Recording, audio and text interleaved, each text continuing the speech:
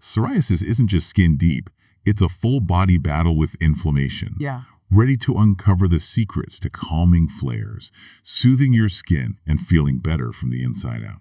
Absolutely. Let's dive in. Let's do it. And for even more tips tailored to living well after 50, don't forget to sign up for our free newsletter. You'll find the link in the episode description. So many people, they think of psoriasis as just a skin condition. Right. But we know better, right? Especially after 50. It's a sign of something going on, beneath the surface. It can feel like a constant struggle managing that itching and the discomfort. Yeah. It's like there are no weekends off from this condition. Right, yeah. It makes you wonder what's really going on inside. The truth is, psoriasis is an autoimmune disease. Okay. That means your immune system, which is supposed to protect you, is actually attacking your own skin cells. Oh, wow. And that can lead to inflammation, not just in your skin, but throughout your entire body. So it's not just about what we put on our skin, but also what's happening inside our bodies. Exactly. And one of the key things to understand here is the role of the skin barrier. Think of it as the protective shield that keeps moisture in and irritants out. But with psoriasis, that barrier is weakened, making your skin more prone to dryness and sensitivity. It's like a fortress with cracks in its walls, leaving you vulnerable. That makes sense. I remember reading in one of the sources that people with psoriasis have significantly drier skin compared to those who don't. It's true. It's true. That explains why finding the right skincare products can feel like such a challenge, especially as we age. Yeah. Our skin is already drier, and then psoriasis adds another layer of complexity. It's definitely a process of trial and error. And as we get older, our skin becomes even more sensitive, so it's crucial to choose products wisely.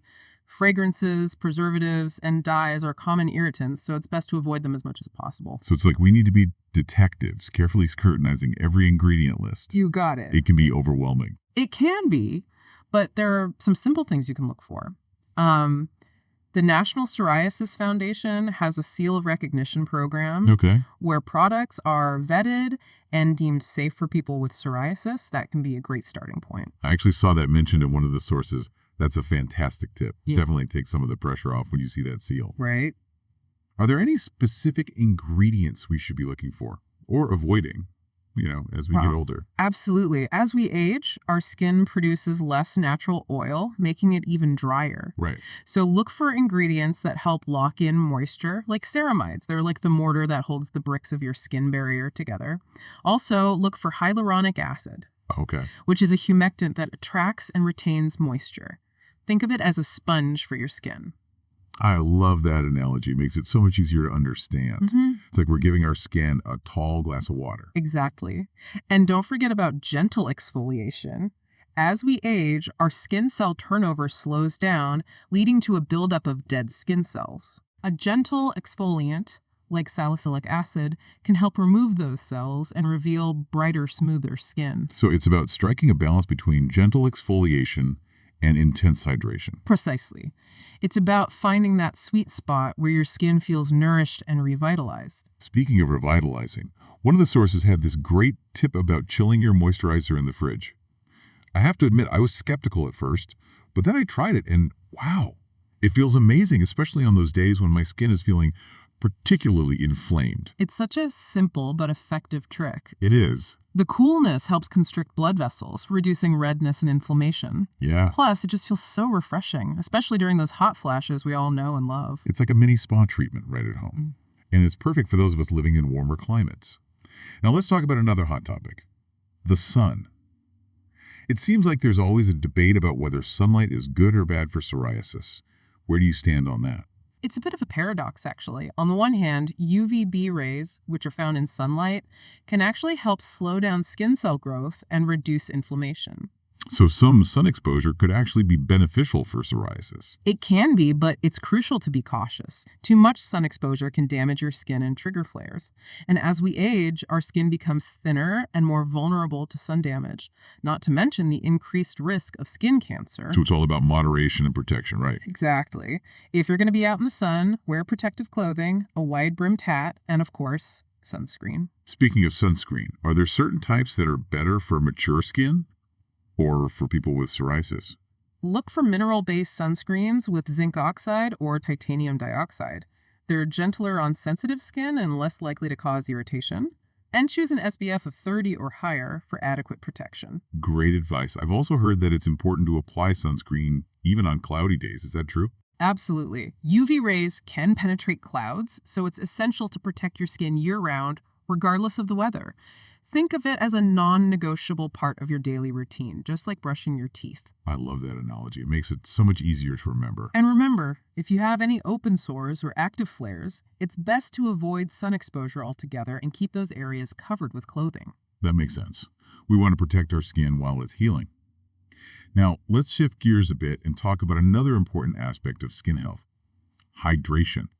I'm sure we've all heard the saying, drink 8 glasses of water a day, but is that really necessary? It's a good guideline, but it's not one size fits all. Hydration needs vary based on individual factors like age, activity level, and climate. As we get older, our sense of thirst can decline, so it's important to be mindful of drinking fluids throughout the day, even if you don't feel thirsty. That's a great point. I know I've definitely noticed that I don't feel as thirsty as I used to. So, what are some signs of dehydration we should be looking for? One simple way to gauge your hydration level is to check the color of your urine. It should be pale yellow, like lemonade. If it's darker, you might be dehydrated. That's a handy tip. And what about other sources of hydration besides plain water? Are there certain beverages that are particularly beneficial for mature skin? Absolutely. Herbal teas are a great option, especially those with anti-inflammatory properties like chamomile or ginger tea.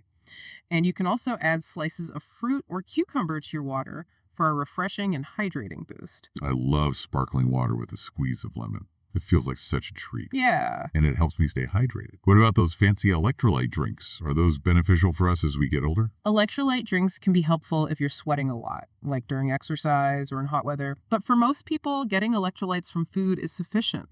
Foods like bananas, avocados, and leafy greens are rich in electrolytes. So it's always a good idea to check with your doctor to see what's right for you. Right? Exactly. Personalized advice is always the best approach. You know, as we age, it's not just our skin that gets drier. You're right. Our joints can start to feel it too. Exactly. And that's where our diets can play a crucial role. No. It's not just about vanity, it's about feeling good from the inside out. So true. Yeah. In fact, one of the sources we have today dives deep into anti-inflammatory foods. Right. And how they can help us manage psoriasis symptoms. What's fascinating is the connection between inflammation and what we eat. Right. Certain foods can either fan the flames of inflammation or help to extinguish them. It's like we have this incredible power to influence our bodies through the foods we choose. Precisely. It's about making informed choices that support our health and well-being, especially as we navigate the unique challenges of aging. The source actually listed 8 categories of foods that are particularly beneficial Oh, wow. for skin health and reducing inflammation. And some of them might surprise you. Okay, I'm intrigued. Let's hear it. Well, first, we have the usual suspects like fatty fish, rich in omega-3 fatty acids. Think salmon, mackerel, sardines. They're like little inflammation fighters swimming around in your body. I do love a good salmon fillet. But tell me, why are omega-3s so important for us as we age? Well, they're not just good for our hearts. Omega-3s actually help reduce the production of inflammatory chemicals in the body. That means less pain, less stiffness, and even potentially fewer psoriasis flares. That's incredible. It's like a natural remedy built right into these delicious foods. It is. And another category to focus on is leafy green vegetables. Okay. They're packed with antioxidants and anti-inflammatory compounds that help protect our cells from damage. Okay, I'm with you on that one. A big salad or a green smoothie is already a staple in my diet. And that's fantastic. You're already ahead of the game. But here's where it gets really interesting. Fermented foods. Okay. I'll admit fermented foods aren't always my favorite. But I'm willing to learn. Why are they so important? What's fascinating about fermented foods, like yogurt, kefir, and sauerkraut, is that they're full of probiotics. Ah, okay. Those are the good bacteria that live in our gut, helping us digest food and, you guessed it, fight inflammation. Wait, so our gut health is connected to inflammation? Absolutely. Think of your gut as a garden. The probiotics are like the beneficial insects that keep the ecosystem in balance. When we have enough good bacteria in our gut, it helps keep inflammation in check. That's a great analogy. So by eating fermented foods, we're essentially feeding those good bacteria Right. and helping them thrive. Exactly. And a healthy gut can have a ripple effect on our overall health, including our skin. This is blowing my mind. I never realized how interconnected everything is. And that's just the tip of the iceberg. The source also highlights the importance of colorful fruits and vegetables, Oh, okay. especially berries. I love berries. They're so easy to snack on Yeah. and always feel refreshing. And they're packed with antioxidants, which help protect our cells from damage caused by free radicals. Think of free radicals as little troublemakers that can damage our DNA and contribute to inflammation and aging. So antioxidants are like the superheroes that come in and neutralize those troublemakers. Exactly. And berries are full of them. Plus, beneficial for gut health. Okay, I'm convinced. Berries are officially my new best friend. And speaking of friends, let's talk about nuts and seeds. What's so special about nuts and seeds? I already sprinkle them on my salads. Well, they're not just crunchy and delicious. Nuts and seeds are full of healthy fats, fiber, and protein, which help us feel full and satisfied. But they also contain important minerals like selenium. Selenium, I remember the source mentioned that earlier, but why is it so important? Selenium is a powerful antioxidant that's particularly beneficial for our skin. It helps protect against sun damage and can even boost our immune system. And get this, the source said just one Brazil nut provides all the selenium we need for the entire day. Isn't that amazing? It's like a little nutritional powerhouse packed into a single nut. I'm definitely adding Brazil nuts to my shopping list. Any other must-have nuts or seeds? Well, almonds are a great source of vitamin E, another powerful antioxidant that helps protect our skin.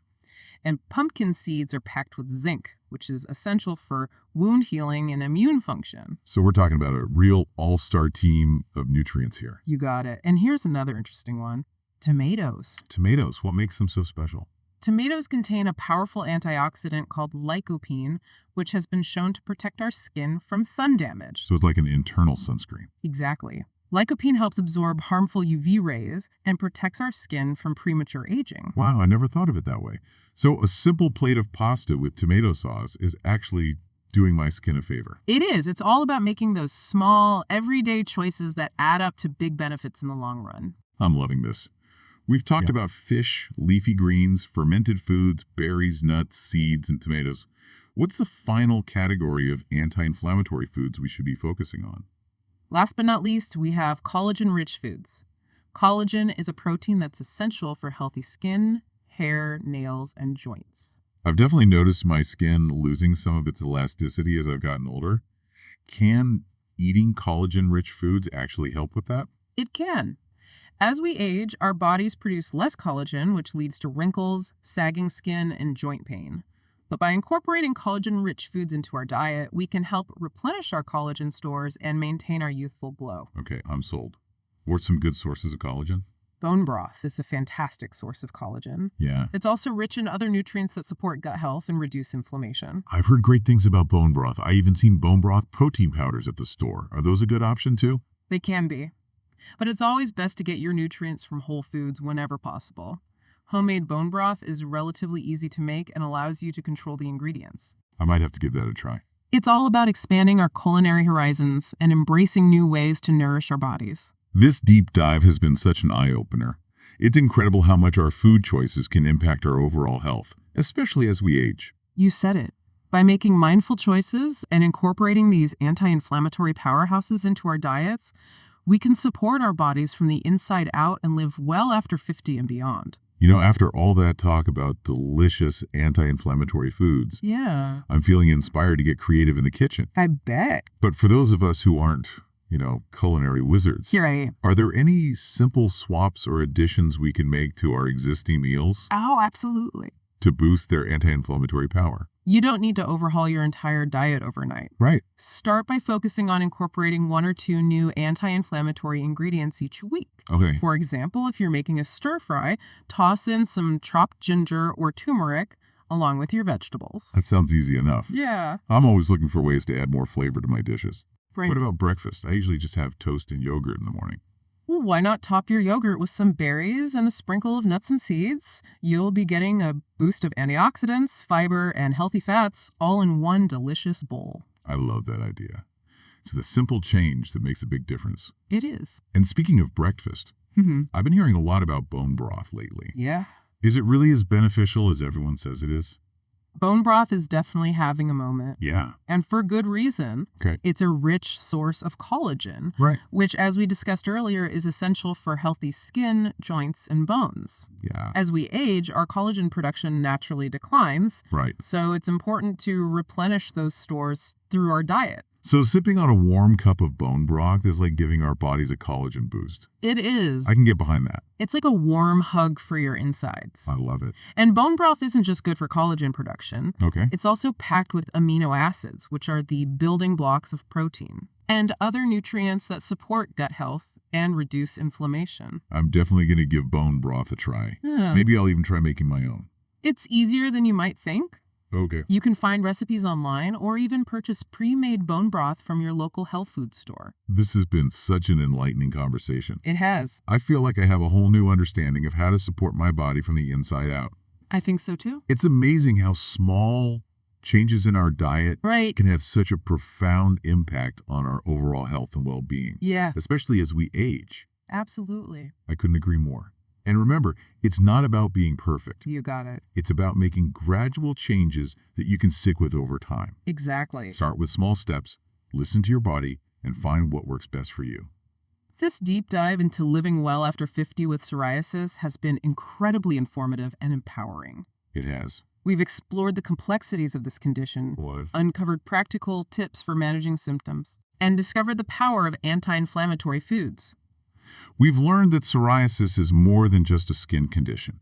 It's a reflection of our overall health and well-being. For sure. And that by taking a holistic approach, addressing both internal and external factors, we can truly thrive. We can. We've talked about the importance of gentle skincare, mindful hydration, and nourishing our bodies with anti-inflammatory foods. And we've emphasized the importance of listening to our bodies, We have. seeking personalized advice, Yes. and making choices that support our individual needs. Living well after 50 is a journey, not a destination. It is. And is a journey we can embark on with confidence, knowing that we have the knowledge and resources to support us every step of the way. And remember, you're not alone on this journey. That's right. There are so many people who understand what you're going through and are here to support you. And don't forget to sign up for our free newsletter for even more tips and insights. You'll find the link in the episode description. We're excited to continue exploring topics related to living well after 50 in future episodes. Until then, take care and keep on thriving.